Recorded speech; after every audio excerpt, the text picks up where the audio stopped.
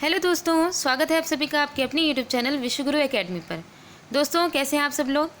हम लोग ने इस क्लास 8 की साइंस की एनसीईआरटी के 9 चैप्टर तक हम लोग डिस्कस कर चुके हैं। आज की इस वीडियो में हम लोग 10वां चैप्टर जो है किशोरावस्था की ओर, ठीक है, एडोलेसेंस की जो एज है वहाँ तक ही हमें पहुँचना है।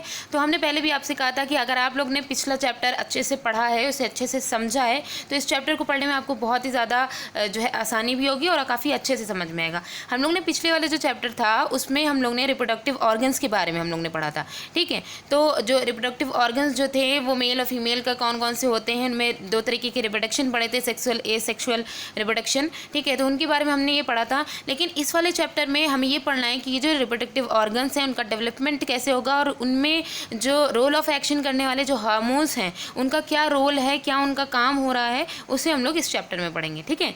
तो आइए फिर आज की वीडियो स्टार्ट करते हैं।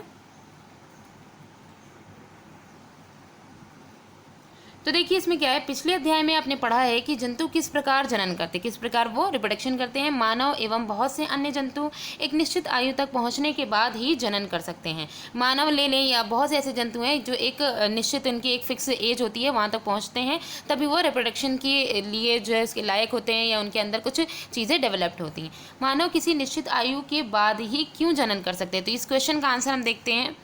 तो देखिए इस अध्याय में आप मानव के शरीर में होने वाले उन परिवर्तनों चेंजेस के विषय में पढ़ेंगे जिनके उपरांत वह जनन हेतु सक्षम हो पाते हैं। तो मेनली हमें यहाँ पे यही देखना है कि वो रिप्रोडक्शन के लिए जो मनुष्य हैं वो कैसे जो है उसके लिए सक्षम होंगे, तो उसके बारे में उसमें क्या चीज़ क्या रोल जो है करेगा कि उनमें जो चेंजेस हो रहे हैं उसके लिए, ठीक है। तो उसके बारे में ही हम इसमें पढ़ेंगे। तो देखिए यहाँ पे अध्याय 9 में जब 9 चैप्टर हम लोग पढ़ रहे थे तो उसमें हम लोग ने मानव जननांगों के विषय में हमने पढ़ा था, ठीक है। तो रिप्रोडक्टिव ऑर्गन जो मनुष्य के थे उनके बारे में हम लोग ने डिस्कस किया था 9 चैप्टर में। इस अध्याय में हम उन हार्मोनों के विषय में चर्चा करेंगे जो शिशु बच्चे में होने वाले उन परिवर्तनों में महत्वपूर्ण भूमिका निभाते हैं जिनके कारण बच्चा बड़ा होकर के वयस्क हो जाता है, ठीक है। तो बड़ा होकर के जो उसके वयस्क होने की जो कंडीशन है उसी के बारे में हम इस चैप्टर में देखेंगे, ठीक। उसमें जो चेंजेस हो रहे हैं एडल्टहुड में जाने के लिए जो भी चेंजेस हो रहे हैं उसे देखेंगे। तो देखिए हमारा जो पहली जो हमारी हेडिंग है इस चैप्टर की वो है किशोरावस्था एवं यौवनारंभ, ठीक है। इसमें हमें एडोलेसेंस और प्यूबर्टिक एज जो होती है उसके बारे में हमें देखना है। तो देखिए यहाँ पे क्या है, बूझो अपना 12वां जन्मदिन मना रहा था। मित्रों के चले जाने के पश्चात बूझो और पहेली अपने माता पिता के साथ बातें करने लगे। पहेली एक कन्या विद्यालय में पढ़ती है, वह हंसने लगी। उसने टिप्पणी की कि बूझो के कई मित्रों जिनसे वह 1 वर्ष बाद मिली थी यकाएक उनमें उनकी जो लंबाई है, ठीक है, वो कितनी बढ़ गई है। उनमें से कुछ तो मूछें आने से जोकर कार्टून नज़र आ रहे हैं। उनकी माँ ने समझाया कि लड़के बड़े हो गए हैं। तो वृद्धि, तो यहाँ पे जो इंपॉर्टेंट पॉइंट है वो यहाँ पे ध्यान रखिएगा, और खासकर वृद्धि यानी ग्रोथ के लिए ये जो है क्वेश्चन आता भी है कि वृद्धि जन्म के समय से ही होने लगती है, परंतु 10 या 11 वर्ष की आयु के बाद वृद्धि एकाएक तीव्रता से आती है, ठीक है। तो 10 या 11 साल की जब एज हो जाती है तो ये जो ग्रोथ होती है वो बहुत अचानक से बढ़ती है। वृद्धि साफ दिखाई देने लगती है यहाँ पे 10 और 11 साल की जब एज होती है तब। शरीर में होने वाले परिवर्तन वृद्धि प्रक्रिया का एक भाग है। जो भी शरीर में चेंजेस हो रहे होते हैं वो सारी ग्रोथ एज के जो है उसका एक पोर्शन होते हैं। ये इस बात का संकेत करते हैं कि अब आप बच्चे नहीं रहे तथा युवावस्था में कदम रख चुके हैं, यानी कि अब आप एडोलेसेंस की एज में जो है यंग एज में आप कदम रख चुके हैं, ठीक है। तो इसमें जो है मेनली आप एडोलेसेंस के बारे में आपने यहाँ पे देखा। अब आगे देखते हैं कि इसमें और कौन कौन से चेंजेस होते हैं और इनका बूझो का जो क्वेश्चन है उसे भी देख लेते हैं।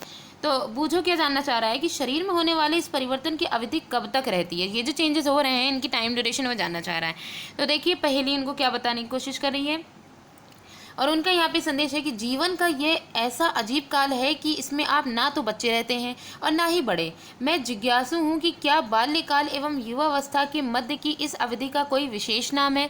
मतलब वहाँ पे ये जानना चाह रही है कि चाइल्डहुड और एडल्टहुड की ये जो स्पेशल जो एज है, स्पेशल जो टाइमिंग यहाँ पे बताई जा रही है जिसमें ना तो बच्चा बड़ा होता ना ही वो जो है छोटा रह जाता है, तो इस एज को क्या कोई स्पेशल नाम दिया गया है। और ये इसी में ही जो बूझो का क्वेश्चन है वो भी यहाँ पे क्लियर हो जाएगा। तो आइए देखें।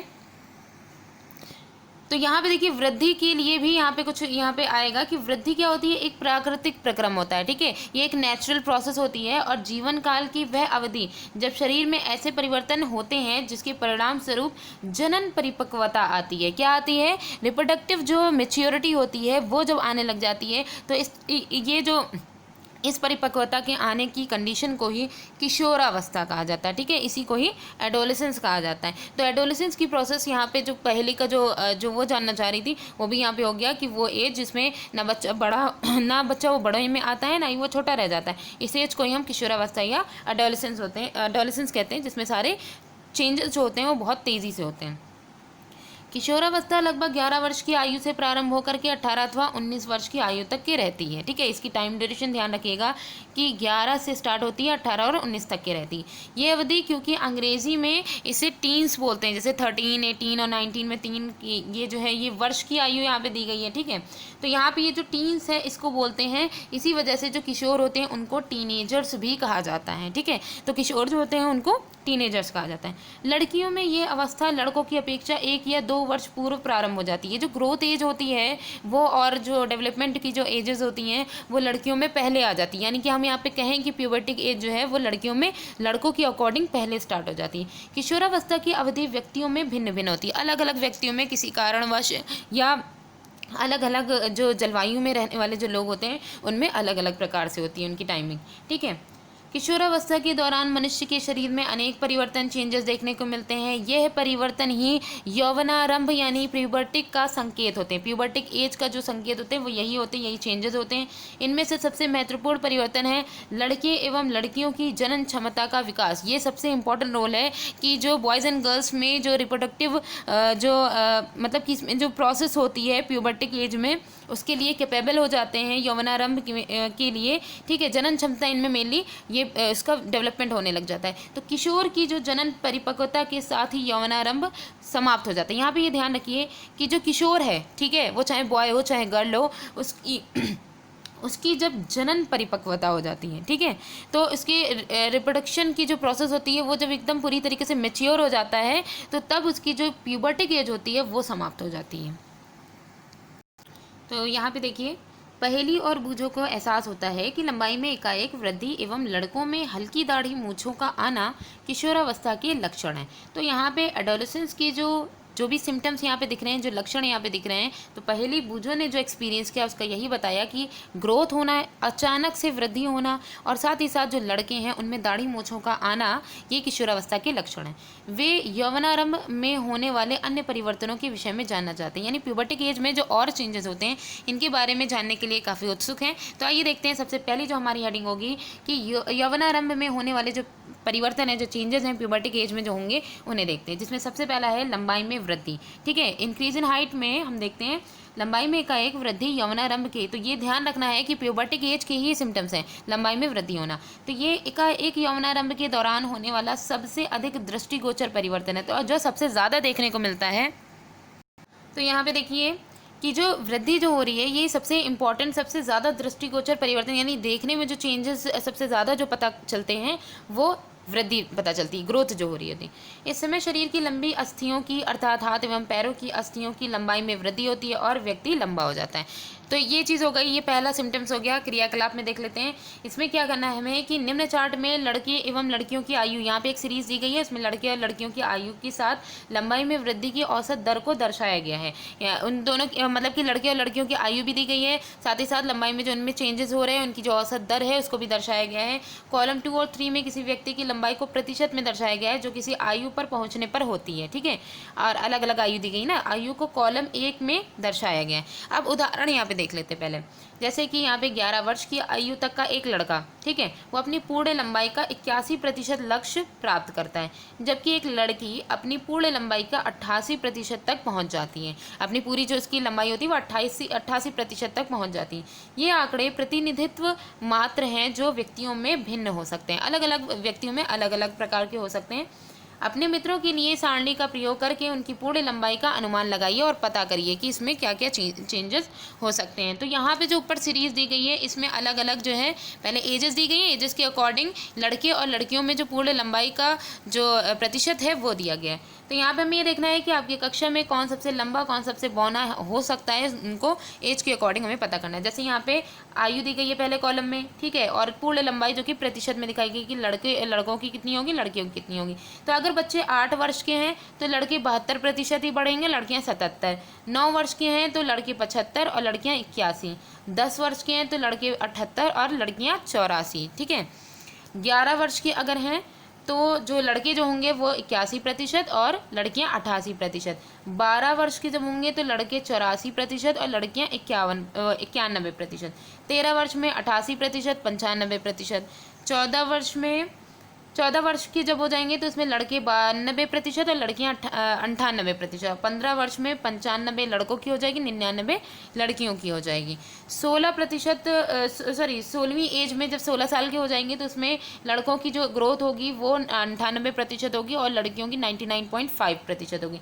17 में 99% लड़कों की होगी और लड़कियों की 100% होगी। 18 साल की जो एज आएगी इसमें दोनों की लगभग बराबर हो जाएगी, दोनों की 100% हो जाएगी। अब यहाँ पे ये भी हो सकता है कि लड़कियों की एज जब 18 साल के बाद हो सकता है उनकी रुक जाए, हो सकता है कि जो लड़के हैं वो अगर कोई फिजिकल एक्सरसाइज वगैरह करते हैं तो उनकी और भी बढ़ सकती है। तो ये सारे चेंजेस होते हैं और जो ग्रोथ में जो एजेस होती है वो लड़कियों में जो है सबसे पहले दिखाई देती हैं, जिसमें हमने पहले भी ये देखा है। अच्छा, अगर हमें यहाँ पे पूर्ण लंबाई की गणना करना है कि हमें मेनली जो है जो बच्चा है उसकी लंबाई हो कितनी सकती है, उसको अगर हमें सेंटीमीटर में गणना करना है तो यहाँ पे एक फॉर्मूला दिया गया है। उसके लिए हमें क्या करना है कि ऊपर वर्तमान लंबाई सेंटीमीटर में दी जाएगी, नीचे वर्तमान आयु में पूर्ण लंबाई का प्रतिशत, जो अभी प्रतिशत हमने देखा वो रखेंगे और 100 से गुणा कर देंगे। तो यहाँ पे चार्ट में जो दिए गए हैं मान उनके अनुसार हम यहाँ पे रखेंगे। तो उदाहरण देखते हैं, इसको सॉल्व करके देखते हैं।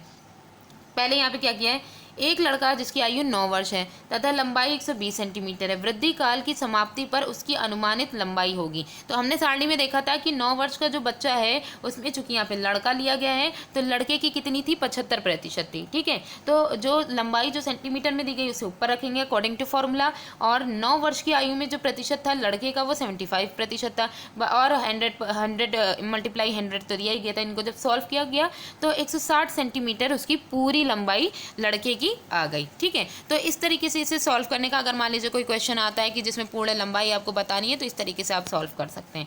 अब यहाँ पे क्रियाकलाप देखिए, इसमें क्या दिया गया है कि इसमें जो क्रियाकलाप में जो आंकड़े दिए गए थे उसका उपयोग करके एक ग्राफ, यहाँ पे मिली हमें एक ग्राफ बनाना है। आयु को जो एज है उसको एक्स एक्सिस पे और लंबाई में वृद्धि को वाई एक्सिस पे हमें रखना है। अपनी आयु को ग्राफ पर विशिष्ट रूप से चिन्हित कीजिए। ठीक है, आप लंबाई के जिस प्रतिशत को प्राप्त कर चुके हैं उसका पता भी लगाइए। आप अंततः जिस लंबाई को प्राप्त कर सकेंगे उसका परिकलन कीजिए। आप अपने ग्राफ की तुलना में निम्न ग्राफ से कीजिए। तो देखिए यहाँ पे एक ग्राफ दिया गया है, इसमें देखिए एक्स एक्सिस पे आयु दी गई है और जो वाई एक्सिस है इसमें लंबाई का प्रतिशत दिया गया है, और यहाँ पे जो है स्क्वायर में है वो लड़के हैं, ट्रायंगल में लड़कियाँ दी गई हैं। ठीक है, तो इसमें देखिए कि 70 पे किस तरीके से इनका जो पूरा जैसे सीरीज़ में दिया गया था कि जब जो है 8 वर्ष की आयु में कितना प्रतिशत होगा तो उसी के अकॉर्डिंग है। तो हमने ये देखा कि लड़कों की जो एज थी वो लगातार जब जैसे बढ़ रही है, क्योंकि लड़कों की जो है ये पिंक वाली लाइन जा रही है, ठीक है, वो बढ़ते बढ़ते इधर जो है लड़कियों की काफ़ी तेज़ी से बढ़ रही थी, लेकिन फिर एंड में आते आते लड़कियों की लड़कों के बराबर हो गई। यही चीज़ हम लोग ने सारणी में भी देखी थी कि एंड में जब आया तो लड़कों की जो हाइट जो थी वो लंबाई जो थी वो लड़कियों की बराबर हो गई। तो ये ग्राफ था जो कि यहाँ पे दिखाया गया था। प्रारंभ में लड़कियां लड़कों की अपेक्षा अधिक तीव्रता से बढ़ती हैं, परंतु लगभग 18 वर्ष की आयु तक दोनों अपनी अधिकतम लंबाई प्राप्त कर लेते हैं। शुरू में जो है लड़के लड़कियों की, तो यहाँ पे वही लाइन बताई गई है, ये लाइन यहाँ पे याद भी रखना है कि लड़कियां लड़कों की अपेक्षा अधिक तीव्रता से बढ़ती हैं, परंतु 18 वर्ष की आयु तक दोनों अपनी अधिकतम लंबाई पूरी 100% तक वो प्राप्त कर लेते हैं। अलग अलग व्यक्तियों की लंबाई में वृद्धि की दर भी भिन्न भिन्न होती है। कुछ यौवनारंभ यानी प्यूबर्टिक में तीव्र गति से बढ़ते हैं तथा बाद में ये गति धीमी हो जाती है, जबकि कुछ धीरे धीरे वृद्धि करते हैं और हो सकता है कि बाद में उनकी काफ़ी तेज़ी से हो जाए। अब यहाँ पे जो है जो पहेली है वो क्या जानना चाह रही है, मैं चिंतित हूँ कि यद्यपि मैं लंबी हो गई हूँ परंतु शरीर की तुलना में मेरा चेहरा जो है वो छोटा है। ठीक है, वो लंबी हो गई लेकिन इनका चेहरा छोटा है। तो आइए देखते हैं इनकी परेशानी का हल कैसे होगा। तो देखिए, पहेली की चिंतित होने की आवश्यकता नहीं है, मतलब पहेली को इस बात के लिए टेंशन लेने की ज़रूरत नहीं है। क्यों नहीं है? क्योंकि शरीर के सभी अंग समान दर से वृद्धि नहीं करते हैं, ये ध्यान रखना है। कभी कभी किशोर के हाथ और पैर शरीर के अन्य अंगों की अपेक्षा बड़े दिखाई देते हैं, परंतु शीघ्र ही दूसरे भाग भी वृद्धि करके शरीर के अनुपात को संतुलित कर लेते हैं। कभी कभी क्या होता है, क्योंकि अलग अलग जो ऑर्गन्स होते हैं वो अलग अलग जो है टाइम पे उनमें ग्रोथ होती रहती है, सब एक साथ नहीं होता है। तो जो बड़े हो जाते हैं, जो छोटे रह जाते हैं, फिर वो भी ग्रोथ करके जो है अपने जो बॉडी का बैलेंस है उसको को संतुलित कर लेते हैं। फलतः शरीर जो है, और फिर जब ये पूरा बैलेंस बॉडी का कंप्लीट हो जाता है तो जो बॉडी होती है वो पूरी तरीके से सुडौल हो जाती है। ठीक है, आपने ध्यान दिया होगा कि किसी व्यक्ति की लंबाई उसके परिवार के किसी न किसी सदस्य के लगभग समान होती है। ठीक है, तो यहाँ पे देखिए इसका कारण ये है कि लंबाई माता पिता से प्राप्त जीन पर निर्भर करती है। तो यहाँ पे देखिए इस चीज़ को ध्यान रखिएगा, ये जो क्वेश्चन है ये बहुत पूछा जाता है कि जो लंबाई होती है वो एक जेनेटिक भी प्रोसेस है, क्योंकि ये माता पिता के से प्राप्त जो जीन है उस पर निर्भर करती है। तो ये एक आनुवंशिक गुण में भी आ जाएगा। ठीक है, परंतु जो वृद्धि के इन वर्षों में उचित प्रकार के संतुलित आहार आवश्यक है। अच्छा, ये दोनों डिफरेंस भी दिया गया है, लंबाई और वृद्धि में। दोनों में डिफरेंस क्या है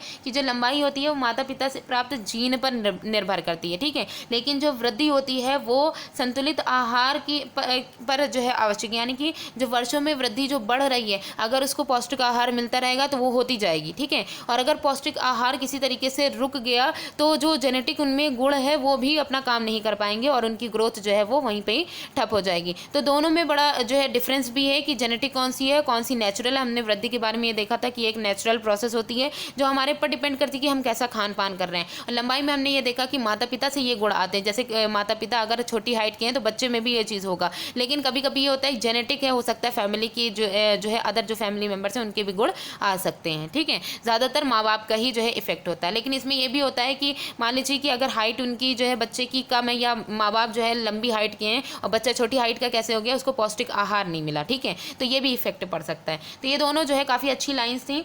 ये अस्थियां, पेशियों एवं शरीर के अन्य भागों को सही ढंग से वृद्धि करने हेतु पर्याप्त पोषण करने में सहायता करता है। कौन? संतुलित आहार। आप किशोर की पोषक आवश्यकताओं के विषय में इस अध्याय में पढ़ेंगे। तो हम यहाँ पे पोषक आवश्यकताएं जो हैं उनके बारे में भी इसमें देखेंगे इस चैप्टर में। तो हमारी नेक्स्ट हेडिंग है कि शारीरिक आकृति में परिवर्तन, जो बॉडी में जो चेंजेस हो रहे हैं, चेंज इन बॉडी में, उनको हमें देखना है, उनकी जो शेप्स हैं उनमें देखना है। क्या आपने ध्यान दिया है कि आपकी कक्षा में छात्रों के कंधे एवं सीना निचली कक्षा के छात्रों की अपेक्षा अधिक चौड़े होते हैं? अक्सर आपने ये देखा होगा कि आपकी जो क्लास के जो है छात्र होते हैं उनके कंधे और उनका सीना जो होता है वो छोटी क्लास के जो छात्र होंगे उनकी अपेक्षा जो है वो काफ़ी चौड़ा होगा। ठीक है, इसका कारण ये है कि वे यौवनारंभ में प्रवेश कर चुके हैं, यानी वो प्यूबर्टिक एज में प्रवेश कर चुके हैं। जब वृद्धि के कारण कंधे फैल और चौड़े हो जाते हैं तो लड़कियों में, जिस तरीके से लड़कों में कंधे और जो है चेस्ट वाला जो पोर्शन होता है वो चौड़े हो जाते हैं और फैल जाते हैं, उसी तरीके से लड़कियां जो होती हैं उनमें कमर का निचला भाग चौड़ा हो जाता है। तो ये दोनों डिफरेंस हैं बॉयज़ एंड गर्ल्स में, प्यूबर्टिक एज में जो डिफरेंस होते हैं। तो यहाँ पे जो प्यूबर्टिक एज के जो चेंजेस हैं वो ज़रूर देखते जाइएगा, क्योंकि यहाँ पे जो अभ्यास में जो क्वेश्चन आएगा उसमें काफ़ी हेल्प मिल जाएगी कि इसमें जो प्यूबर्टिक एज में जो चेंजेस होते हैं वो कौन कौन से होते हैं।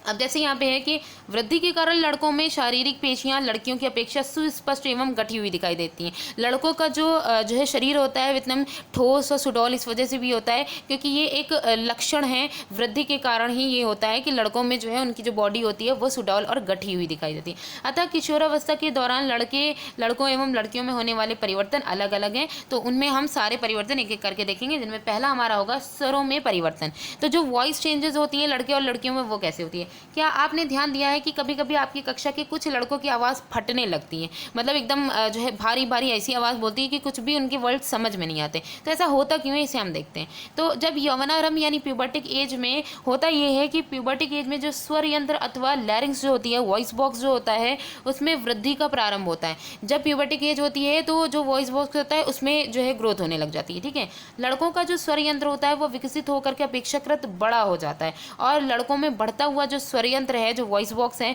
वो गले में सामने की ओर उभरने लगता है। ठीक है, सुस्पष्ट उभरे भाग की जो है रूप में वो दिखाई देता है। तो यहाँ पे जो है अभी इसकी पिक्चर भी दिखाएंगे। तो ये जो प्रोसेस होती है जिसमें जो बॉयज़ होते हैं इनका जो मतलब कि इनका जो लैरिंग्स होता है, इनका जो वॉइस बॉक्स होता है वो जो डेवलप करके आगे की तरफ निकलने लग जाता है, तो उसे हम कहते हैं क्या है? तो ये जब जो है आगे की तरफ जो उभर जाता है सुस्पष्ट रूप में, इसी को ही एडम्स एप्पल या फिर कंठमणि कहते हैं। ठीक है, एडम्स एप्पल इसी को ही कहते हैं। और लड़कियों में स्वर यंत्र अपेक्षाकृत छोटा होता है। ये एक प्यूबर्टिक एज में जो चेंजेस हो रहे हैं बॉयज़ एंड गर्ल्स में, उसका यहाँ पे डिफरेंस भी दिखाएगा कि लड़कियों में जो वॉइस बॉक्स होता है वो छोटा होता है, अतः बाहर से सामान्यतः दिखाई नहीं देता।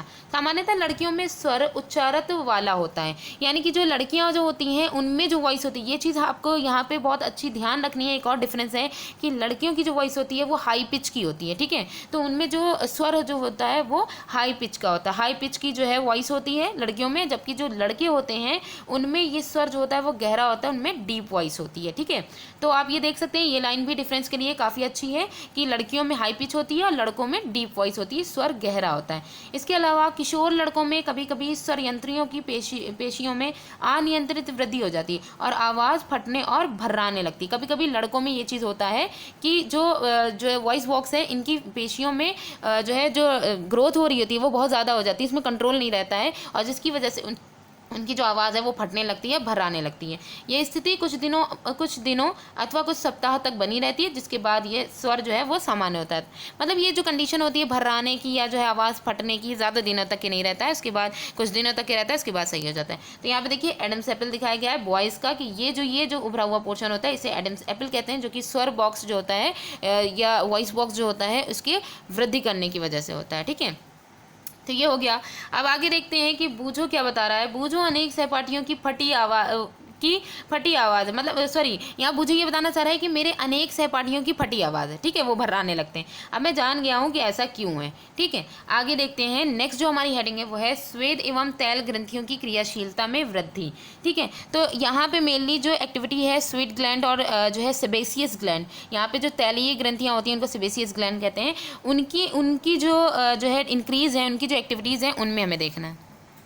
तो इस हेडिंग में देखिए कि किशोरावस्था में एडोलसेंस की जब स्टेज आती है तो इसमें स्वेट ग्लैंड और तैलीय ग्रंथियां जो सेबेसियस ग्लैंड होती हैं उनका स्राव बढ़ जाता है। ठीक है, इन ग्रंथियों की अधिक क्रियाशीलता के कारण जो चेंजेस होते हैं उन्हें हम आगे देखते हैं, पहले इनके बारे में देख लेते हैं। श्वेत ग्रंथि, तैलीय ग्रंथि तथा लार ग्रंथि जैसी कुछ ऐसी ग्रंथियां होती हैं जो अपना स्राव वाहियों द्वारा श्रावित करती हैं। यानी कि जो कुछ ऐसी यहाँ पे ग्लैंड्स दी गई हैं, sweat glands, oil gland, salivary gland, ये जो रिलीज होती हैं इनका सिक्रीशन डक्ट के थ्रू, एक पाइपलाइन के थ्रू होता है। ठीक है, और इसके बाद जो अंतःस्रावी ग्रंथियां होती हैं वो हार्मोनों को, मतलब इनका जो श्रावण हो रहा है वो एक डक्ट के थ्रू, एक पाइप के थ्रू हो रहा है। ठीक है, लेकिन जो अंतःस्रावी जो ग्लैंड्स होती हैं वो जो है एंडोक्राइन ग्लैंड्स जो होती हैं उनमें वो जो ग्लैंड्स होती हैं इनमें हार्मोन, उनसे एंडोक्राइन ग्लैंड से हार्मोन रिलीज होते हैं। ठीक है, ये जो अपना प्रवाह करती हैं वो सीधे ब्लड में कर देती हैं, सीधे ब्लड में ही जो है इन हार्मोन्स को रिलीज कर देती हैं, इसलिए इन्हें नलिका विहीन ग्रंथियां भी कहते हैं। तो ये जानकारी हो गई इंडोक्राइन और एक्सोक्राइन ग्लैंड के बारे में। अब यहाँ पे ये कहा गया है कि ये जो स्वेट ग्लैंड और जो सेबेसियस ग्लैंड है इनकी जब क्रियाशीलता बढ़ जाती है तो जो चेंजेस आते हैं, जो देखने को मिलते हैं वो क्या हो सकते हैं। तो प्यूबर्टी की एज में ये इनका जो श्रावण होता है स्वेट ग्लैंड और सेबेसियस ग्लैंड का, ऑयल ग्रंथियों का, तैलीय ग्रंथियों का, ये जब बढ़ जाता है तो चेहरे में फुंसियों और मुहासे आदि ये सब हो जाते हैं। ठीक है, तो हमने देखा होगा अक्सर करके जो बॉयज़ एंड गर्ल्स होते हैं, बॉयज़ में खास करके, तो उनके जो है चेहरे में, फेस में वो मुहासे निकलने लग जाते हैं। तो उसका रीज़न यही है कि स्वेट ग्लैंड और सेबेसियस ग्लैंड जो होती है तैलीय ग्रंथियाँ, इनका श्रावण बहुत ज़्यादा बढ़ जाता है, किसमें, एडोलेसेंस में और प्यूबर्टी एज में। ठीक है, नेक्स्ट हेडिंग है जनन अंगों का विकास। इसको अच्छे से समझ में आ जाएगा क्योंकि हम लोग ने पिछला चैप्टर हम लोग इसको जो है पढ़ चुके हैं। तो आइए देखते हैं इसमें क्या है कि इसमें है कि यौवनारंभ प्यूबर्टिक एज में नर जननांग जो मेल रिप्रोडक्टिव ऑर्गन है, जैसे कि इसमें टेस्टिस आ जाएगा, वृषण एवं जो है शिशन आएगा, पेनिस आ जाएगा, पूर्णतः ये पूरी तरीके से विकसित हो जाते हैं। वृषण यानी जो टेस्टिस है उसमें स्पर्म्स का उत्पादन भी प्रारंभ हो जाता है। जब ये पूरी तरीके से मैच्योर हो जाते हैं तो उनमें स्पर्म्स जो है उनका भी डेवलपमेंट होने लग जाता है, उनका भी प्रारंभ उत्पादन हो जाता है। लड़कियों में अंडाशय साइज में वृद्धि हो जाती है, तो लड़कियों में जो ओवरी होती है, ठीक है, उसके साइज जो है बढ़ जाते हैं और उसमें एग्स जो होते हैं वो मेच्योर होने लगते हैं, एग्स का प्रोडक्शन होने लग जाता है और वो मेच्योर होने लगते हैं। अंडाशय में अंडाणुओं का निर्मोचन भी प्रारंभ हो जाता है, तो ये जो ओवरीज से जो ओवा का रिलीजन जो है ये भी रिलीज होने लग जाते हैं, उनका भी वो शुरुआत हो जाती है। तो नेक्स्ट हेडिंग है हमारी मानसिक, बौद्धिक एवं संवेदनात्मक परिपक्वता प्राप्त होना, मेंटल, इंटेलेक्चुअल और इमोशनल जो मैच्योरिटी होती है, क्योंकि ये जो किशोरावस्था एडोलेसेंस की जो एज है इसमें इमोशनली बहुत ज़्यादा जो है मतलब कि इफेक्ट होता है, जो चेंजेस देखने को मिलता है। ठीक है, तो उसे हम यहाँ पे देखते हैं। किशोरावस्था एडोलेसेंस में व्यक्ति को सोचने के ढंग में परिवर्तन की अवधि भी होती है, इसमें बहुत ज़्यादा सोच विचार की जो है प्रोसेस होती है बहुत ज़्यादा बढ़ जाती है। पहले की अपेक्षा किशोर अधिक स्वतंत्र और अपने प्रति अधिक सचेत हो जाता है, उनमें बौद्धिक विकास भी होता है तथा वे सोचने विचारने में काफ़ी समय लेते हैं। वास्तव में किसी व्यक्ति के जीवन में ये वह समय है जब उसके मस्तिष्क की सीखने की क्षमता जो होती है वह सर्वाधिक हो जाती है। यानी कि अगर हम यहाँ पे ये कहें कि एडोलेसेंस की जो एज होती है इनमें जो मेंटली जो डेवलपमेंट होता है वो बहुत तेज़ी से होता है, तो इसमें ये कोई गलत बात नहीं होगी। यहाँ पे ही ये सर्वाधिक इनकी जो मेंटली जो प्रोसेस होती है, मेंटल पावर जो होती है, वो उसकी जो क्षमता होती है वो बहुत ही ज़्यादा बढ़ जाती है। ठीक है, कभी कभी यद्यपि किशोर शारीरिक एवं मानसिक परिवर्तनों के प्रति अपने आप को ढालने हेतु प्रयास करता हुआ स्वयं को असुरक्षित महसूस होता है। कभी कभी ये जो चेंजेस हो रहे होते हैं इसमें जो किशोर होता है उसको इसके बारे में पता ही, वो एकदम इन चेंजेस से वो घबरा जाता है कि ये सब हो क्या रहा है। ठीक है, तो वो असुरक्षित महसूस होता है। परंतु किशोर होने के नाते आपको, अगर आप जो है एडोलेसेंस की एज में हैं, तो आपको ये समझना चाहिए कि असुरक्षित महसूस करने का कोई कारण नहीं है। ये चेंजेस नेचुरल है। ठीक है, जो शारीरिक वृद्धि के कारण उत्पन्न होते रहते हैं। जिस तरीके से जो है बॉडी में जो फिजिकली चेंजेस होते रहते हैं, उनके कारण ये जो परिवर्तन है वो होते रहते हैं, तो इसके लिए परेशान होने की ज़रूरत नहीं है। अब जो हमारा मेन टॉपिक आएगा वो है गौण लैंगिक लक्षण। तो यहाँ पे जो सेकेंडरी सेक्सुअल कैरेक्टर हैं इनके बारे में देखें। इसमें काफ़ी सारी चीज़ें आपको हार्मोन्स के बारे में भी देखने को मिलेगा, और ये हार्मोन्स बहुत ही ज़्यादा इंपॉर्टेंट है, एग्जाम्स में अक्सर करके इन्हीं से ही आता है। ठीक है, तो इसके बाद वाला जो पोर्शन है इसको ज़रूर देखना है। तो आइए देखते हैं इसमें क्या है। क्लास 9th में हम लोग ने जो वृषण, टेस्टिस और अंडाशय, ओवरी, इन दोनों ही जो रिप्रोडक्टिव ऑर्गन है इनके बारे में हमने पढ़ा था। वे युग्मक अर्थात शुक्राणु एवं अंडाणु उत्पन्न करते हैं। ये दोनों ही जो है रिप्रोडक्टिव ऑर्गन है वो जाइगोट का जो है निर्माण करते हैं। ठीक है, इसके अलावा जाइगोट में क्या क्या चीज़ें रहती हैं, स्पर्म होता है और ओवा रहता है। युवावस्था में लड़कियों में स्तनों के विकास होने लगता है। ये लाइन काफ़ी इंपॉर्टेंट है कि जब जो है यंग स्टेज में आते हैं तो इसमें सेक्शुअल जो सेकेंडरी सेक्शुअल कैरेक्टर है वो यहाँ पे दिखाया गया है। ठीक है, तो जो गर्ल्स होती हैं उनमें जो है प्यूबर्टिक एज में जो गर्ल्स होती हैं उनमें जो ब्रेस्ट होता है उसका विकास होने लग जाता है। ठीक है, और खासकर जो लड़के होते हैं उनमें क्या होता है, उनमें जो चेहरे होते हैं, फेस पर फेशियल या तो उनमें दाढ़ी या मूछ ये सब आने लग जाती है। ठीक है, तो ये दोनों ही सेक्सुअल कैरेक्टर हैं, जो है सेकेंडरी सेक्सुअल कैरेक्टर हैं बॉयज़ एंड गर्ल्स में। ठीक है, तो दाढ़ी मूछ ये आने लगती है, बाल उगने लगते हैं। ये लक्षण क्योंकि लड़कियों को लड़कों से पहचानने में सहायता करती है। ये दोनों ही जो है दोनों में डिफरेंस करने में जो है हेल्प करते हैं, इस वजह से इन्हें गौण लैंगिक लक्षण बोलते हैं। ठीक है, सेकेंडरी सेक्सुअल कैरेक्टर बोलते हैं। लड़कों के सीने पर भी बाल आ जाते हैं। लड़कों एवं लड़कियां दोनों में ही बगल एवं जांघ के ऊपर भाग तथा प्यूबिक क्षेत्र में भी बाल आ जाते हैं। ठीक है, तो ये सारे के सारे क्या होते हैं, सेकेंडरी सेक्सुअल कैरेक्टर्स होते हैं। अब जैसे बूझो और पहेली दोनों ही जानना चाहते हैं कि प्यूबर्टिक एज में होने वाले इन परिवर्तनों का प्रारंभ कौन करता है। आखिर ये जो शुरुआत हो रही है ये कौन कर रहा है, कौन इनकी हेल्प कर रहा है ये सारे चेंजेस में। तो हमें जो देखना है वो यहाँ पे यही देखना है, और यही सबसे ज़्यादा इंपॉर्टेंट भी है। तो देखिए एडोलेसेंस में होने वाले जो चेंजेस हैं, परिवर्तन है, वो हार्मोन्स के द्वारा होते हैं। किसके द्वारा होते हैं, हार्मोन्स के द्वारा ये सब नियंत्रित होते हैं। हार्मोन रासायनिक पदार्थ होते हैं। हार्मोन एक जो है केमिकल जो है कंपोनेंट होते हैं। ये अंतःस्रावी ग्रंथियों अथवा अंतःस्रावी तंत्र द्वारा स्रावित होते हैं। तो हमने अभी देखा था कि इंडोक्राइन ग्लैंड्स और जो एक्सोक्राइन ग्लैंड दोनों के बारे में हमने देखा था कि इंडोक्राइन ग्लैंड जो भी अपना रासायनिक मटेरियल होता है उसको डायरेक्ट ब्लड में रिलीज कर देती हैं। ठीक है, तो वही चीज़ है कि ये जो हार्मोन्स होते हैं ये एक जो है केमिकल कंपोनेंट होते हैं जो कि इंडोक्राइन ग्लैंड के द्वारा स्रावित होते हैं। अब प्यूबर्टिक एज जो होती है उसके साथ ही जो है टेस्टिस होता है, इसमें पौरुष हार्मोन यानी कि जो मेल हार्मोन होता है टेस्टोस्टेरोन जिसे कहते हैं उसका श्रावण प्रारंभ हो जाता है। तो जो है मेल है, मतलब कि जो बॉय होगा या जो मेल होते हैं उनमें जो टेस्टिस होता है वो किस हार्मोन का, मेल हार्मोन टेस्टोस्टेरोन का श्रावण करने लग जाता है। ये लड़कों को परिवर्तन का लड़कों में जो चेंजेस होते हैं उनमें उसकी परिवर्तन का कारण जो टेस्टोस्टेरोन होता है यही होता है। हर हार्मोन को देखिएगा, क्वेश्चन में आपको काफ़ी हेल्प मिलेगी। जिनके बारे में आपने अभी पढ़ा था कि जो चेंजेस हैं उनके बारे में अभी आपने जो पढ़ा था वो टेस्टोस्टेरोन के कारण होता है। उदाहरण के लिए जैसे चेहरे पर बालों का आना। इसके अलावा ये तो बॉयज़ का हो गया। अब जो गर्ल्स में होता है, लड़कियों में जो प्यूबर्टिक एज होती है उसके साथ ही साथ अंडाशय यानी कि ओवरी जो होती है वो स्त्री हार्मोन, फीमेल हार्मोन रिलीज करते हैं जिसे एस्ट्रोजन कहते हैं। ठीक है, एस्ट्रोजन का उत्पादन जो है प्रारंभ हो जाता है ओवरी से, जिससे स्तन ब्रीस्ट विकसित होता है और जो दुग्धस्रावी ग्रंथियां होती हैं, ठीक है, जो मेमोरी ग्लैंड होती हैं फीमेल्स में, उनमें वो जो है ब्रीस्ट के अंदर विकसित उनका डेवलपमेंट हो जाता है, ब्रेस्ट में मेमोरी ग्लैंड्स का।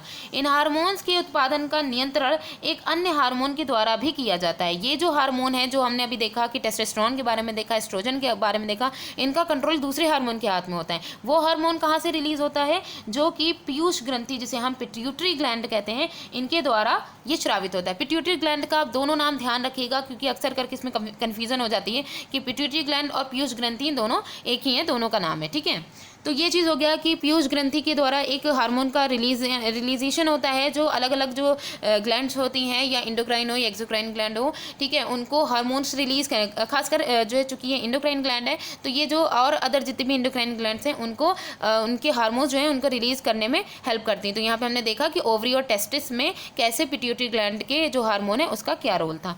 नेक्स्ट हेडिंग है हमारी, जनन प्रक्रिया प्रारंभ करने में हार्मोन की भूमिका क्या है। तो जो रोल्स ऑफ हार्मोन जो इनिशिएटिंग करना है रिप्रोडक्टिव फंक्शंस में, उनमें हमें यहाँ पे देखना है, ठीक है। नेक्स्ट हेडिंग हमारी यहीं पे होगी। अंतःस्रावी ग्रंथियां हार्मोन रुधिर प्रवाह में स्रावित करती हैं। ये तो हमने अभी देखा था, इंडोक्राइन ग्लैंड जो अपना हार्मोन जो केमिकल सब्सटेंस है उसको डायरेक्ट ब्लड में रिलीज करती हैं, जिससे वह शरीर के विशिष्ट भाग अथवा लक्ष्य जो मेन उनका टारगेट पॉइंट है वहाँ तक ये पहुँच जाते हैं। लक्ष्य स्थल जो उनका टारगेट पॉइंट है वहाँ पे हार्मोन के प्रति अनुक्रिया करता है, ठीक है। तो ये इनका जो टारगेट साइट है वो उनके प्रति अनुक्रिया करता है, ठीक है, उनका रिस्पॉन्स देता है इन हार्मोन्स का। हमारे शरीर में अनेक अंतःस्रावी ग्रंथियाँ हैं, बहुत सारी हमारे शरीर में इंडोक्राइन ग्लैंड्स हैं, जैसे कि यहाँ पे हमने देखा टेस्टिस है, ओवरी है, ये लैंगिक हार्मोन जितने भी होते हैं सेक्सुअल हार्मोन, उनका ये श्रावण करती हैं, उनको रिलीज करती हैं, ठीक है। अब आगे ये है कि आपने अभी अभी पढ़ा है कि ये हार्मोन गौण लैंगिक लक्षणों के लिए उत्तरदायी हैं। जो सेकेंडरी सेक्सुअल कैरेक्टर्स जो डेवलप हो रहे हैं, जिनके द्वारा डिफरेंस पता चल रहा है मेल एंड फीमेल में, तो उनकी डेवलपमेंट के लिए ये जो हार्मोन्स होते हैं ये उत्तरदायी होते हैं। तो लैंगिक हार्मोन भी पीयूष ग्रंथि द्वारा स्रावित हार्मोन के नियंत्रण में होते हैं। ये सेक्शुअल हार्मोन्स होते हैं, ये भी जो पिट्यूटरी ग्लैंड के द्वारा जो हार्मोन रिलीज हो रहा है उसके अंडर कंट्रोल में होते हैं। पिट्यूटरी ग्लैंड अनेक हार्मोन स्रावित करती है, उनमें से एक हार्मोन ओवरी में जो है, जो एग है एवं जो टेस्टिस है उसमें स्पर्म के परिपक्व होने पर भी नियंत्रण करता है, ठीक है।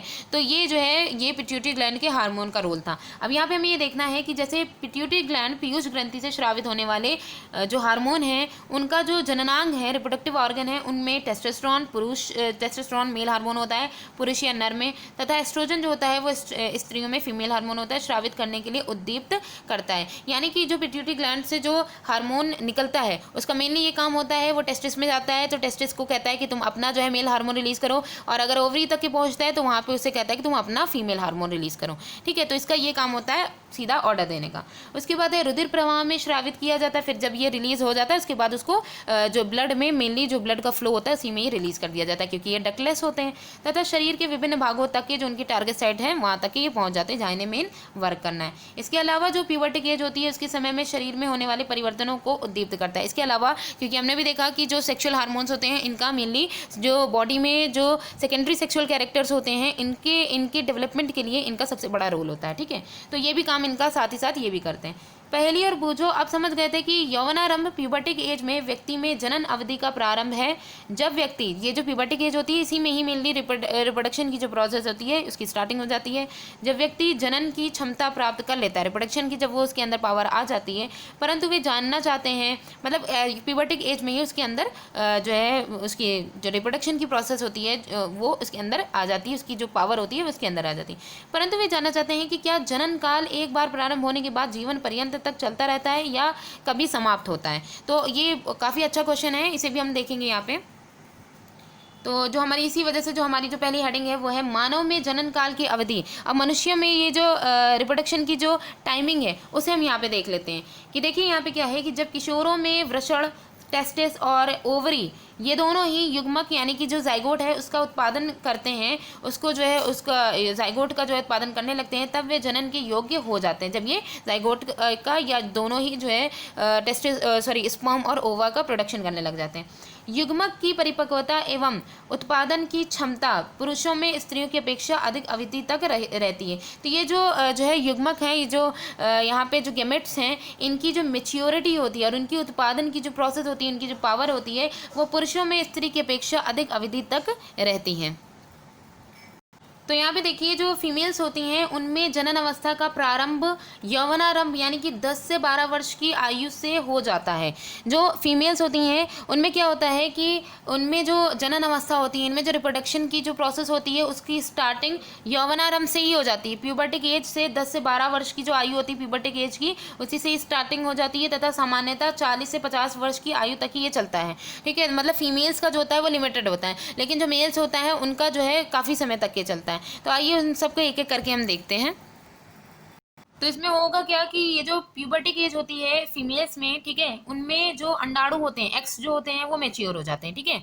उसके बाद जो अंडाशय में एक अंडाणु, अब जाहिर सी बात है, हम लोग ने पढ़ा था कि जो ओवरीज जो थी वो 2 थी, ठीक है। तो किसी भी एक ओवरी से एक जो एग होता है वो मैच्योर हो जाता है, तथा लगभग 28 से 30 दिनों के अंतराल में, ये टाइम ड्यूरेशन दी गई है, 28 से 30 दिनों के अंतराल पर किसी एक ओवरी द्वारा ये रिलीज हो जाता है, ठीक है। तो यहाँ पे मेनली ये बात कहा गया कि हर ओवरी में एक एक ओवा होता है, ठीक है, एक एक एग होता है, और वो जब मेच्योर हो जाता है तो 28 से 30 दिनों के अंदर जो ओवरीज होती हैं उनमें किसी एक ओवरी से ये रिलीज हो जाता है। इस अवधि में गर्भाशय की जो दीवार होती है, यूटेरस की जो वॉल होती है, वो मोटी हो जाती है, ठीक है। वो मोटी होने की प्रोसेस में क्यों है, जिससे वह अंडाणु के निषेचन के पश्चात ये जो दीवार है, गर्भाशय की जो वॉल होती है, यूटेरस की जो वॉल होती है ऊपर वाली, ठीक है, वो दीवार मोटी हो जाती है, ठीक है। जिससे वो क्या होता है कि जो एग होता है, जब उसका निषेचन, उसका जब फर्टिलाइजेशन हो जाता है, यानी कि दोनों गेमेट जो है आपस में मिल करके जाइगोट का फॉर्मेशन कर देते हैं, तो ये जो जाइगोट होता है उसको, उसके पश्चात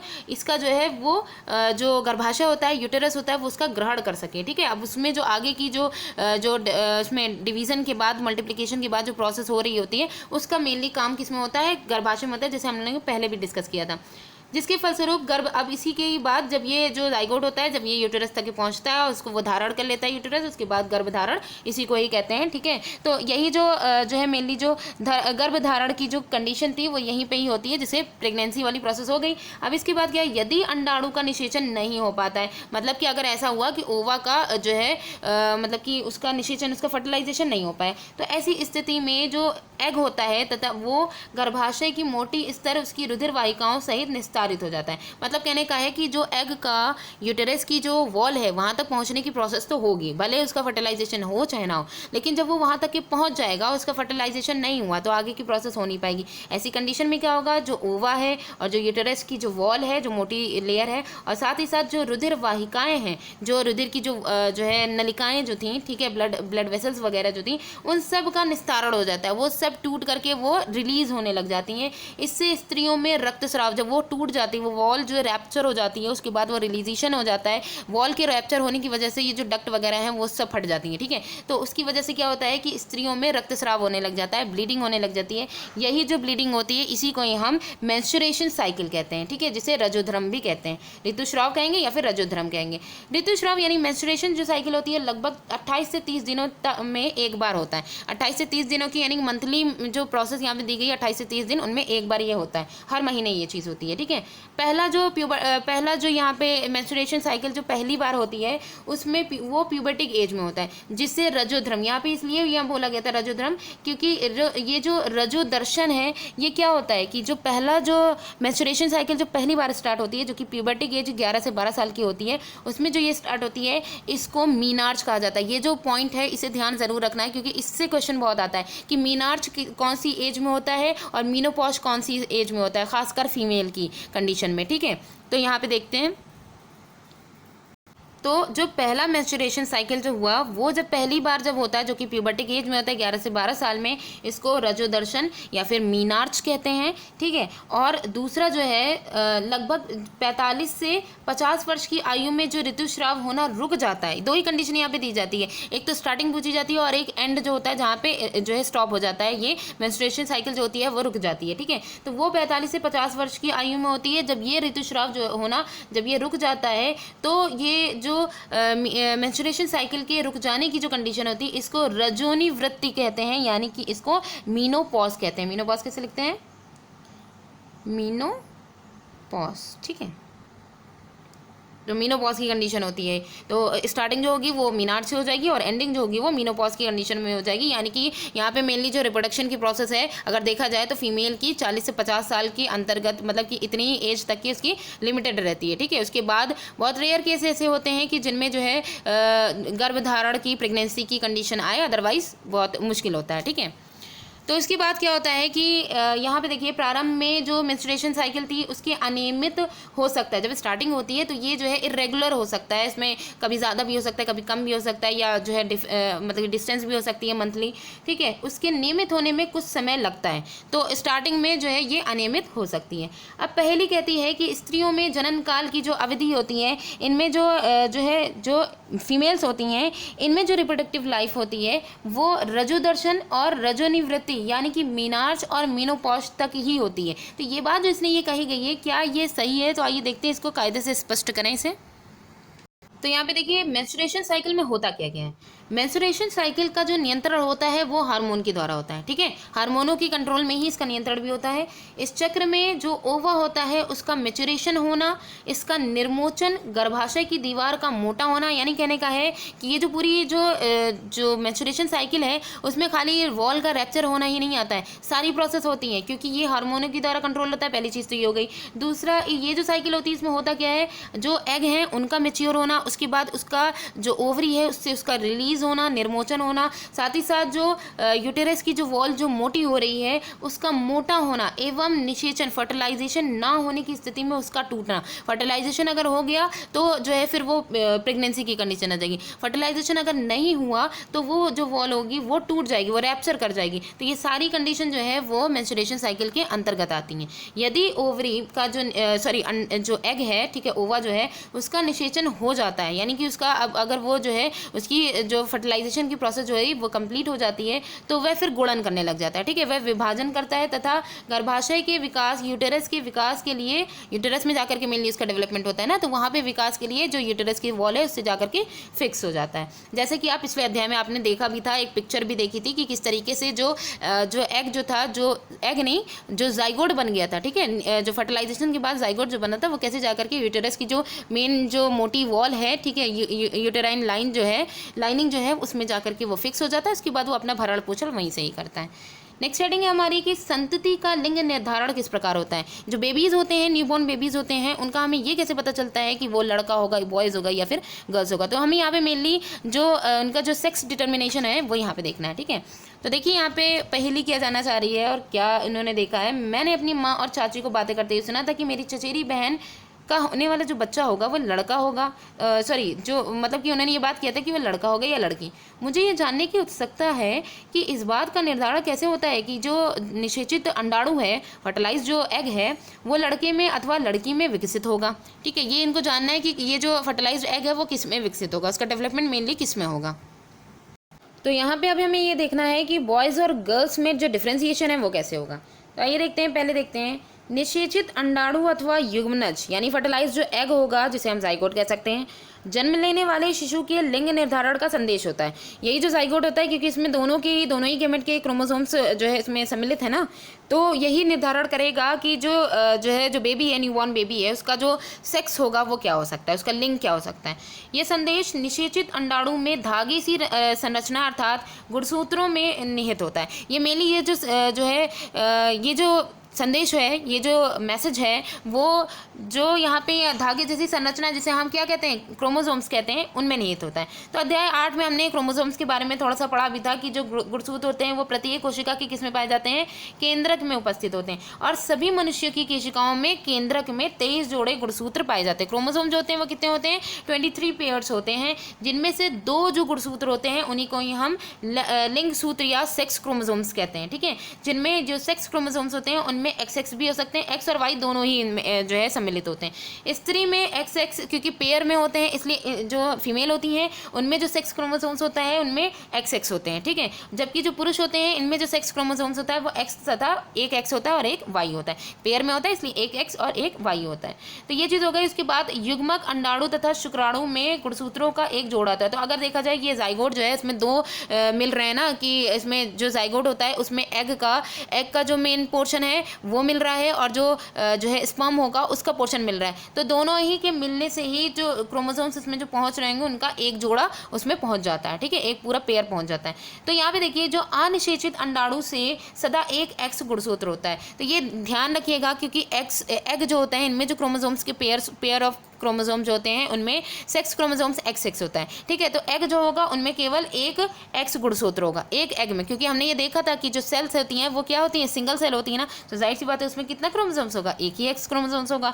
परंतु जो शुक्राणु होते हैं उनमें दो, या तो एक्स होगा या फिर वाई होगा, ठीक है। इनमें दो प्रकार के होते हैं जिनमें एक प्रकार एक्स गुणसूत्र एवं दूसरे प्रकार वाई गुणसूत्र होगा। तो यहाँ पे एक्स जो है जो स्पर्म होते हैं जो कि सिंगल सेल होती है इसमें एक्स वाले भी हो सकते हैं वाई वाले भी हो सकते हैं। तो जब एक्स गुणसूत्र वाला शुक्राणु जिसके ऐसा स्पर्म जिसमें एक्स गुणसूत्र एक्स क्रोमोसोम्स होगा, वो जब जो ओवा जो होता है उससे निषेचित करता है, उसके साथ फर्टिलाइजेशन होता है, तो जो जाइगोट होता है उनमें एक्स गुणसूत्र फिर कितने हो जाएंगे, क्योंकि एक एक दोनों में है ना, तो जब जो जाइगोट बनेगा उसमें क्रोमोसोम्स एक्स के 2 हो जाएंगे, क्योंकि जो मेनली एग जो ओवा है उसके पास तो एक्स ही क्रोमोसोम्स है, ठीक है। लेकिन जो स्पर्म अगर एक्स वाला उसके साथ फ्यूज होता है तो मेनली जो जाइगोट होता है उनमें एक्स क्रोमोसोम्स जो होंगे वो 2 होंगे, पेयर में होंगे।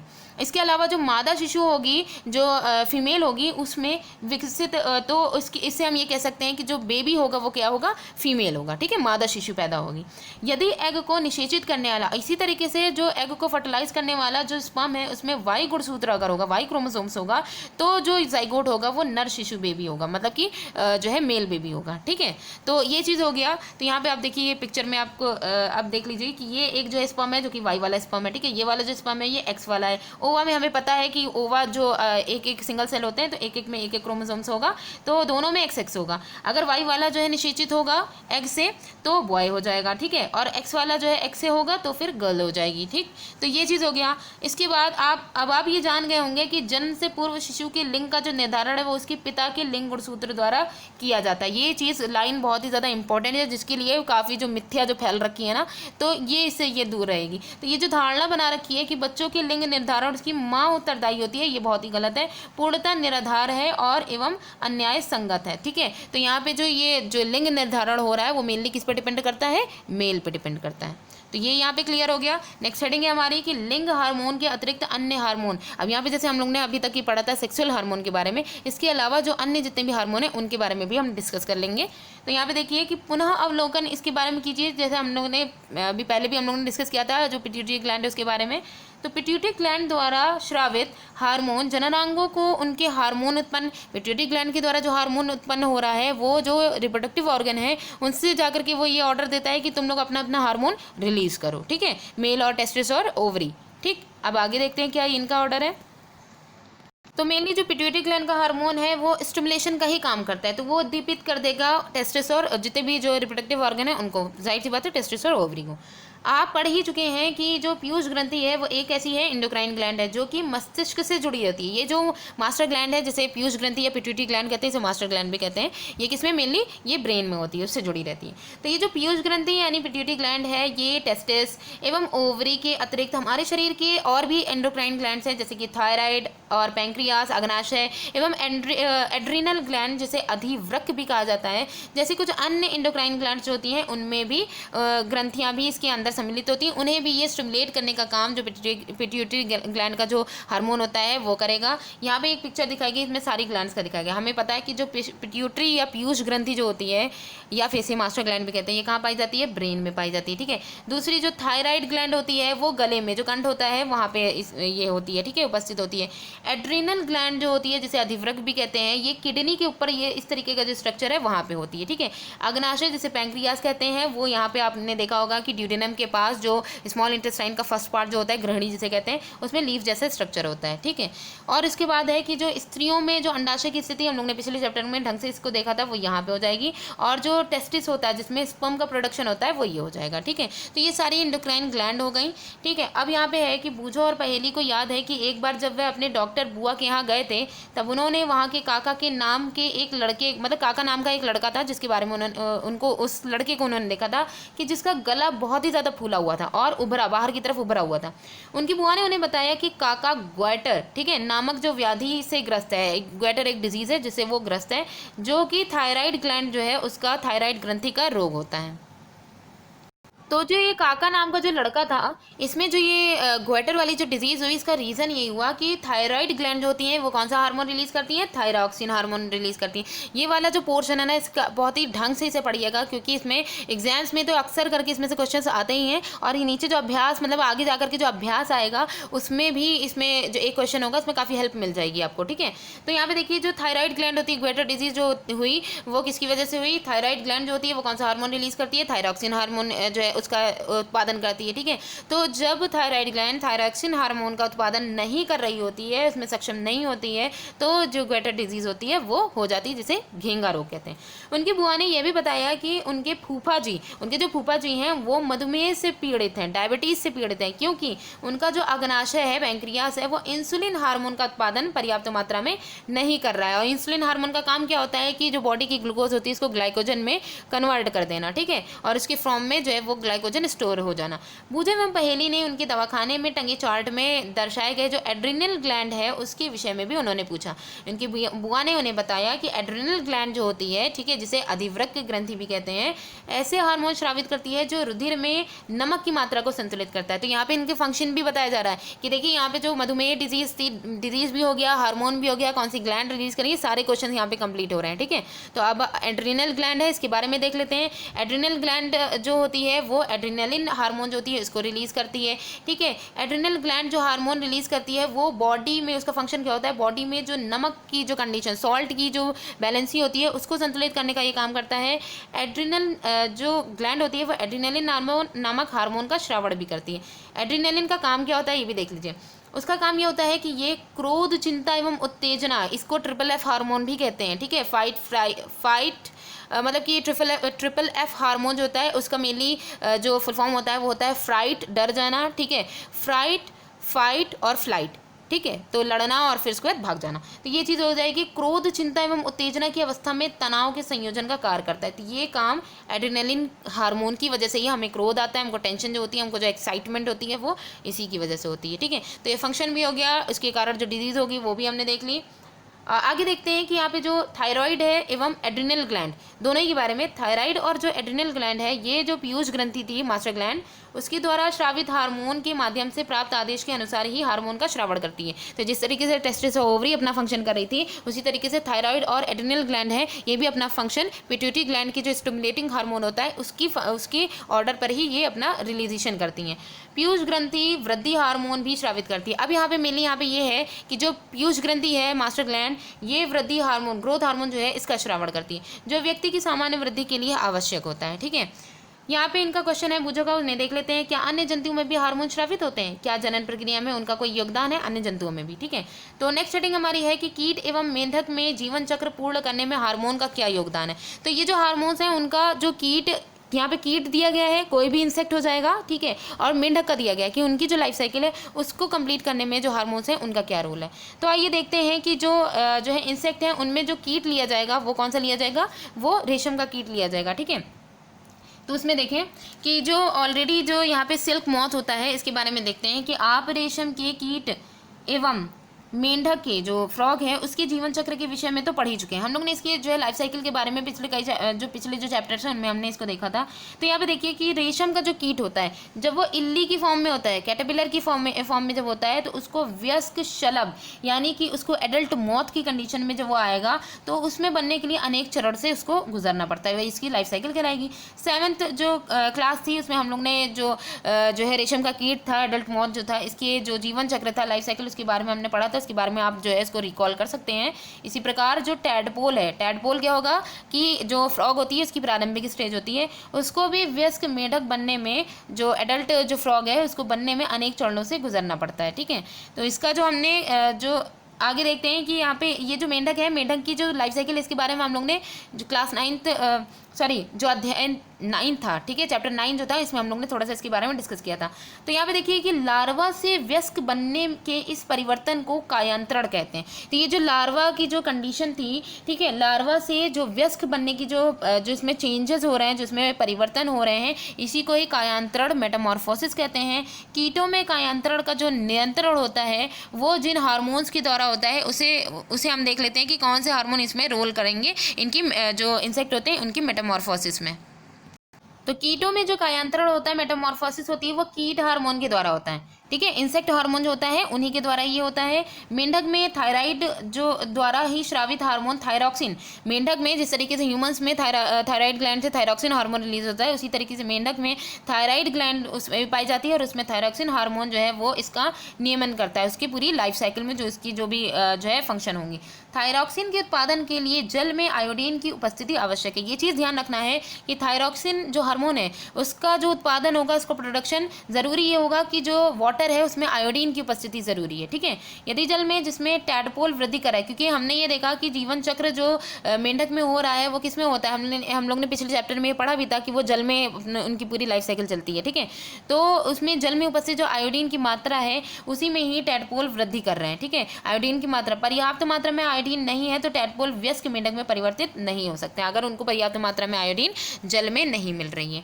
तो क्वेश्चन यहाँ पे देखिए पूछो का क्या, यदि व्यक्ति के आहार में पर्याप्त आयोडीन ना हो तो क्या उन्हें थायरॉक्सिन की कमी के कारण ग्वेटर हो जाएगा? बिल्कुल हो जाएगा। जैसे हमने काका जो था उनका, उनकी बुआ का जो एक उनके मतलब उनके पास पेशेंट था, ठीक है, उसकी जो डिजीज थी वो इसी की वजह से तो थी, तो भोजन में आयोडीन की कमी के कारण जो ग्वेटर रोग हो गया था। तो क्रियाकलाप यहाँ पे देखते हैं, किसी पत्रिका अथवा डॉक्टर से सूचना एकत्र करके आयोडीन युक्त नमक के उपयोग पर नोट तैयार कीजिए और आप इसकी जानकारी इंटरनेट पर भी देख सकते हैं कि इनकी क्या बेनिफिट्स हैं, ठीक है। नेक्स्ट हेडिंग हमारी जो है वो है जननात्मक स्वास्थ्य। तो अब हमें यहाँ पे देखना है कि रिप्रोडक्टिव जो हेल्थ है वो कितनी इंपॉर्टेंट है। तो व्यक्ति का कायिक एवं मानसिक विसंगति मुक्त होना उस व्यक्ति का स्वास्थ्य कहलाता है। तो अगर हम ये देखें कि जो व्यक्ति है, जो मैन है, उसके फिजिकल और मेंटली जो उसके जो चेंजेस हो रहे हैं इंडिविजुअल्स में, ठीक है, वो उसकी स्वास्थ्य के लिए वही उसका व्यक्ति का स्वास्थ्य होता है, ठीक है। किसी भी आयु के व्यक्ति के शरीर को स्वस्थ रखने के लिए उसे संतुलित आहार की आवश्यकता होती है। यहाँ ये ध्यान रखिए कि कोई भी किसी भी आयु का व्यक्ति है, ठीक है, उसका अगर बॉडी जो है वो स्वस्थ रहेगा तो वो उसके लिए डिपेंड करता है, वो किस पे, सिर्फ जो बैलेंस डाइट होती है, जो संतुलित आहार होता है उसी पे ही डिपेंड करता है। व्यक्ति को व्यक्तिगत स्वच्छता, इसके अलावा उसको व्यक्तिगत स्वच्छता और सफाई का नियमित रूप से पालन एवं पर्याप्त शारीरिक व्यायाम भी करना चाहिए। मतलब खाली संतुलित आहार ही नहीं होना चाहिए, उसकी सफाई स्वच्छता ये भी ज़रूरी है और व्यायाम भी ज़रूरी है। सबसे ज़्यादा तो यही है कि एक्सरसाइज भी ज़रूरी है, खाते भी रहिए एक्सरसाइज भी करते रहिए। तो यहाँ पे देखिए एडोलेसेंस में जब शरीर वृद्धि करता है तो उपरोक्त बातों और भी अधिक आवश्यक हो जाती हैं। तो नेक्स्ट हेडिंग है हमारी कि किशोर की पोषण आवश्यकताएं क्या क्या हो सकती हैं, ठीक है। तो यहाँ पे न्यूट्रिशन देखना है एडोलेसेंस के लिए। तो किशोरावस्था एडोलेसेंस में तीव्र वृद्धि एवं विकास की अवस्था होती है, ठीक है। तो अतः किसी भी किशोर को आहार नियोजन अत्यंत सावधानी पूर्वक करना चाहिए, क्योंकि यहाँ पे क्या है, तीव्र वृद्धि और तीव्र विकास हो रहा है और हर तरीके का हो रहा है, चाहे वो फिजिकली हो चाहे मेंटली हो, ठीक है। तो इसलिए उसको जो भी वो आहार नियोजन करे, जो भी सिलेक्शन करे, वो बहुत ही ज़्यादा सावधानी पूर्वक करना चाहिए। आप पढ़ ही चुके हैं इसके बारे में कि जो संतुलित आहार है उसमें क्या क्या चीज़ें होती हैं। संतुलित आहार होता क्या है इसमें देख लिए, तो याद करिए, इसमें रिकॉल करिए कि संतुलित आहार का जो अर्थ है वो भोजन में प्रोटीन, कार्बोहाइड्रेट, वसा, विटामिन एवं खनिज का पर्याप्त मात्रा में समावेश, तो यही संतुलित आहार होता है। हमारा भारतीय भोजन जिसमें रोटी, चावल, दाल एवं सब्जियां होती हैं, ये एक संतुलित आहार है, ठीक है, क्योंकि इसमें सारे प्रोटीन भी है और जो है कार्बोहाइड्रेट भी है और मिनरल्स वगैरह जितनी भी चीज़ें वो सब है इसमें। दूध अपने आप में एक संतुलित भोजन है। फल भी हमें पोषण देते हैं। शिशुओं को माँ के दूध, क्योंकि शिशु और चीज़ तो खाएंगे नहीं, जो न्यूबॉर्न बेबी होते हैं, तो उनको माँ के दूध से ही संपूर्ण पोषण मिल जाता है जिसकी उन्हें ज़रूरत होती है। लौह यानी आयरन तत्व रुधिर का निर्माण करते हैं। अब ये जो लौह तत्व जो उसमें मिनरल्स में उपस्थित होते हैं ये रुधिर का निर्माण करते हैं। तथा लौह प्रचुर जो खाद्य होते हैं जैसे कि पत्तीदार सब्जी, गुड़, मांस, संतरा, आंवला इत्यादि किशोर के लिए अच्छे होते हैं। तो यहाँ पे ये ध्यान रखिए कि लौह युक्त जो है वो किन किन चीज़ों में पाए जा रहे हैं। आपने अपने दोपहर एवं रात्रि के भोजन के खाद्य पदार्थों की जांच कीजिए कि इसमें क्या क्या चीज़ें सम्मिलित हैं, क्या उसमें संतुलित एवं पोषक जो है वो भोजन जो है वो पोषक पदार्थ उसमें है कि नहीं है, क्या इसमें ऐसे खाद्यान्न सम्मिलित हैं जो ऊर्जा प्रदान करते हैं, तथा इनमें दूध, मांस, नट एवं जो है दालें भी सम्मिलित हैं जो वृद्धि हेतु जो है प्रोटीन प्रदान करती हैं, क्या इसमें वसा एवं शक्कर भी शामिल है जो ऊर्जा प्रदान करती है। तो हमने इन सब के बारे में देखा था कि कौन सबके बारे में हम पढ़ चुके हैं कि कौन से अनाज जो है वो प्रोटीन देते हैं, कौन से अनाज जो है वो जो है ऊर्जा प्रदान कर रहे हैं, ठीक है, इन सब के बारे में हमने देखा था। फल एवं सब्जियों का क्या स्थान है जो रक्षी भोजन है, तो इनके बारे में भी देखा था कि फल और सब्जियों से हमें विटामिन मिलते हैं, विटामिन जो है वो रक्षा प्रदान करने का काम करते हैं। अब यहाँ पे जैसे है कि चिप्स तथा पैक किए हुए जो है अथवा डिब्बा बंद जो खाद्य सामग्री होती है, यद्यपि वो स्वादिष्ट होते हैं परंतु उन्हें नियमित भोजन के स्थान पर नहीं खाना चाहिए, क्योंकि उनसे पोषक मात्रा पर्याप्त नहीं होती है और वो आगे चल करके नुकसान भी करते हैं, ठीक है। अपने मित्रों के साथ एक समूह बनाइए, उन खाद्य पदार्थों के नाम लिखिए जो आपने पिछले दिन नाश्ते, दोपहर भोजन एवं रात्रिकालीन भोजन में खाए थे। पूरे दिन का जो डेटा होगा, जो भी आपका डाइट प्लान है उसको लिखना है। उन खाद्य पदार्थों की पहचान कीजिए जो समुचित वृद्धि के लिए उत्तरदायी हैं, और जैसे जंक फूड की भी पहचान कीजिए जो आपने पिछले दिन खाया होगा। जो भी जंक फूड आपने खाया होगा उसकी भी आप जो है इसमें पहचान करिए और इसको यहाँ पे लिखिए।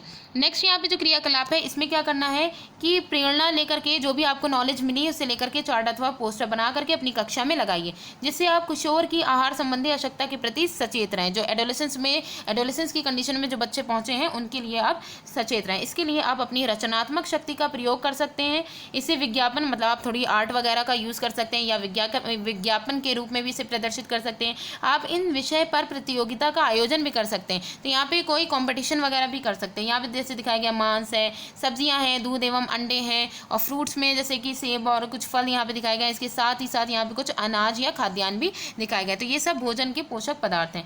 नेक्स्ट हेडिंग है कि व्यक्तिगत स्वच्छता जो होती है ये भी काफ़ी इंपॉर्टेंट है। प्रत्येक व्यक्ति को प्रतिदिन एक बार स्नान करना चाहिए। यह किशोरों के लिए और भी ज़्यादा आवश्यक है, क्योंकि हमने ये पहले भी पढ़ा था कि जो उसमें स्वेट ग्लैंड्स और सेबेसियस ग्लैंड है, श्वेत ग्रंथियाँ, तैलीय ग्रंथियाँ जो होती हैं वो बहुत ही ज़्यादा अधिक क्रियाशील होती हैं। तो जिसके कारण जब ये जो गंध जो होती है वो शरीर से आने लगती है। शरीर के सभी भागों को स्नान करने के समय भली प्रकार धोकर रखना चाहिए। यदि सफाई अगर नहीं होगी तो ये जो है अलग अलग, तो जाहिर सी बात है अगर सफाई नहीं रखेंगे तो जीवाणु संक्रमण होने का खतरा हो जाएगा, तो फंगल इन्फेक्शन वगैरह ये सारी चीज़ें हो जाएंगी। लड़कियों को ऋतुस्राव जब होता है, मेंस्ट्रुएशन साइकिल जब उनमें स्टार्ट हो जाती है, तो सफाई रखने का विशेष ध्यान रखना चाहिए। उन्हें अपने ऋतुस्राव मेंस्ट्रुएशन जो साइकिल होती है उसका ध्यान रखते हुए मेंस्ट्रुएशन के दौरान तैयार रहना चाहिए, कि उसकी स्टार्टिंग जो है कि जब भी वो स्टार्ट हो तो उसकी स्टार्टिंग समय उन्हें प्रिपेयर रहना चाहिए।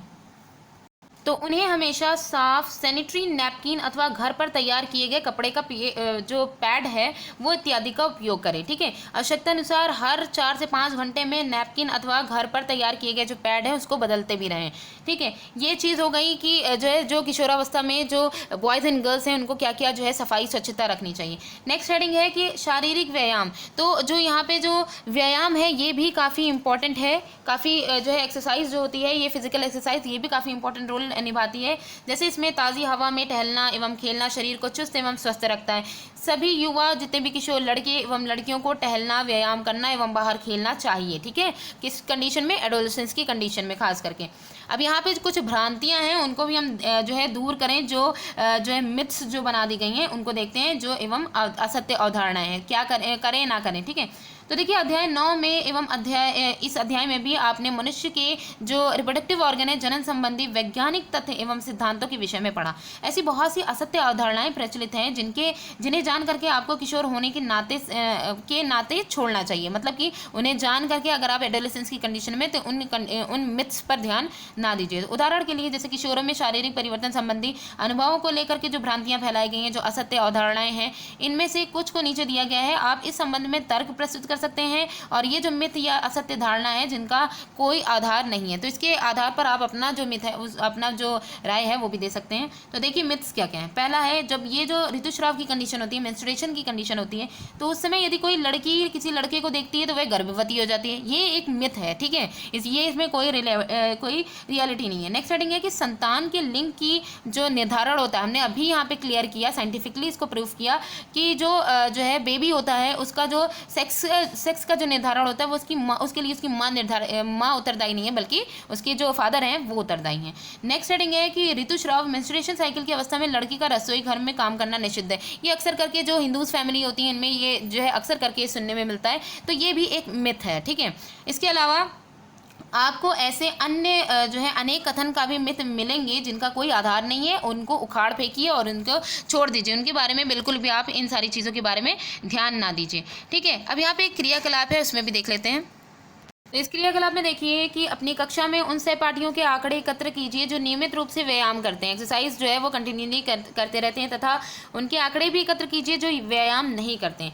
क्या आपको उनकी चुस्ती एवं स्वास्थ्य में कोई अंतर दिखाई देता है? नियमित व्यायाम के लाभ पर एक रिपोर्ट आप तैयार कर सकते हैं। ठीक है, नेक्स्ट हेडिंग है कि नशीली दवाओं ड्रग्स का निषेध करें, कि ड्रग्स जो है उनको कहें, उनको जो है निषेध उसका करें, उसको जो है मना करें। तो देखिए यहाँ पे क्या करना है हमें, जैसे किशोरावस्था की कंडीशन होती है, एडोलेसेंस में व्यक्ति के शारीरिक मानसिक रूप से अधिक सक्रियता का समय होता है।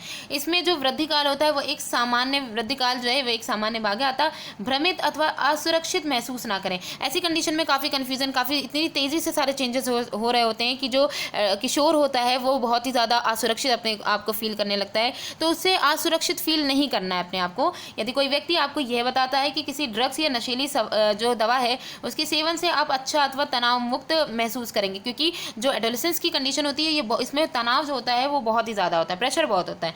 तो आपको इसके लिए ना ही कहना चाहिए, मना कर देना चाहिए। ठीक है, उसके बाद जब तक वह दवा डॉक्टर द्वारा ना दी गई हो, ड्रग्स, क्योंकि जो डॉक्टर जो दवाई देते हैं उन्हें भी ड्रग्स कहा जाता है, और कुछ ऐसे ड्रग्स जो होते हैं वो नशीले पदार्थ होते हैं। तो ड्रग्स नशीले पदार्थ हैं जिनकी लत पड़ जाती है। यदि आप इन्हें एक बार लेते हैं तो आपको इन्हें बार बार लेने की इच्छा होती है, परंतु कालांतर में जैसे जैसे समय बीतता जाता है ये हानिकारक होता है। ये स्वास्थ्य एवं खुशी दोनों के लिए दोनों को ही बर्बाद कर देता है। ठीक है, आपने एड्स के विषय में तो अवश्य ही सुना होगा, जो HIV नामक खतरनाक विषाणु वायरस जो होता है उसके द्वारा होता है। ये वायरस एक पीड़ित व्यक्ति से स्वस्थ व्यक्ति में ड्रग्स के लिए इस्तेमाल की जाने वाली जो सिरिंज है उसके द्वारा भी, जैसे कुछ लोग हैं जो ड्रग्स का यूज़ मेनली सिरिंज के थ्रू भी होते हैं ताकि डायरेक्ट उनके ब्लड में पहुंच जाए। ठीक है, तो और ज़्यादा तेज़ी से जो है वो अपना जो है काम करें। तो वो जो सिरिंज है, अगर किसी एड्स, तो इस सिरिंज के एक्सचेंज के बारे में हम लोग को पता ही है कि एड्स इसके थ्रू भी फैलता है। वायरस का संक्रमण दूसरे माध्यमों जैसे कि पीड़ित रोगी माँ के दूध द्वारा, जैसे कि माँ का जो दूध है उसके द्वारा शिशु में भी हो सकता है। HIV से पीड़ित व्यक्ति के साथ लैंगिक जो संपर्क होता है, जो सेक्सुअली कांटेक्ट होता है, उससे स्थापित करने से भी इस रोग का संक्रमण हो सकता है। तो ये सारी चीज़ें थी। अब जो नेक्स्ट और लास्ट हेडिंग हो जाएगी हमारी वो है किशोर द्वारा गर्भधारण। जब जो है जो लड़कियाँ होती हैं, गर्ल्स जो होती हैं, उनमें जब प्रेगनेंसी की कंडीशन होती है तो क्या क्या चीज़ें देखने को मिलती।